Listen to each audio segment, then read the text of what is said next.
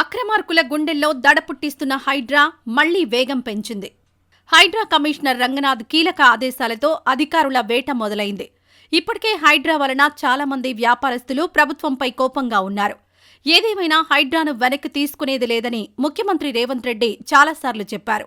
దాంతో మూసీ పరివాహక ప్రాంతాలు, చెరువుల సొసైటీలను కబ్జా చేసిన వారికి నోటీసులిచ్చి భూస్థాపితం చేసిన ఘటనలు చూశాం. ఇప్పుడు పబ్లిక్ ప్లేస్లలో నెలకొన్న అక్రమ కట్టడాలపై హైడ్రా కన్నుపడింది. హైదరాబాద్ నగర పరిధిలో అక్రమంగా భూములు కబ్జా చేసి నిర్మాణాలు చేపట్టే వారికి నోటీసులిచ్చి కూల్చివేస్తున్నారు హైడ్రా అధికారులు. అంతేకాదు సరైన అనుమతులు లేని నిర్మాణాలను కూల్చివేస్తామని హెచ్చరిస్తున్నారు. ముఖ్యంగా చెరువుల పరిధిలో, ఎఫ్టీఎల్ పరిధిలో చేపట్టిన నిర్మాణాలను బుల్డోజర్ల సాయంతో నేలమట్టం చేస్తున్నారు.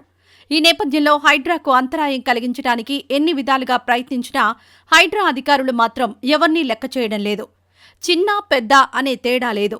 ఏ నాయకుడైనా కబ్జా చేసి నిర్మిస్తే కూల్చేస్తున్నారు.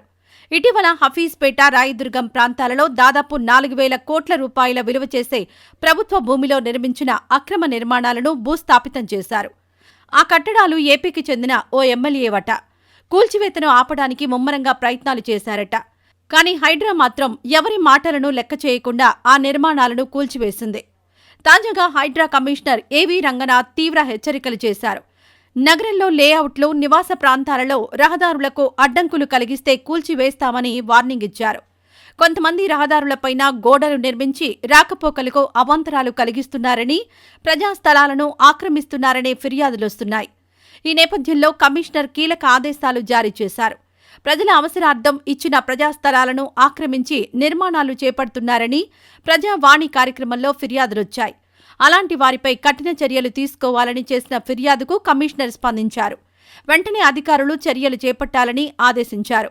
రహదారులు, ఫుట్పాత్లపై ఎవరైనా అక్రమ నిర్మాణాలు చేపడితే కూల్చివేతలు తప్పవని హెచ్చరించారు.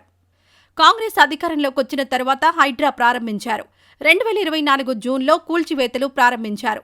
ఈ ఆపరేషన్లో అక్రమార్కులకు జరిగిన నష్టం కన్నా పేద ప్రజలు ఎక్కువగా నష్టపోయారని ప్రతిపక్షాలు ఆరోపిస్తున్నాయి. చాలా మంది మధ్యతరగతి పేదలు అది అక్రమ స్థలమని తెలియక అక్కడ ఇల్లులు కట్టుకున్నారు. ఇక హైడ్రా చర్యలో భాగంగా వారంతా ఇల్లులు పోయి నిరాశ్రయులయ్యారు.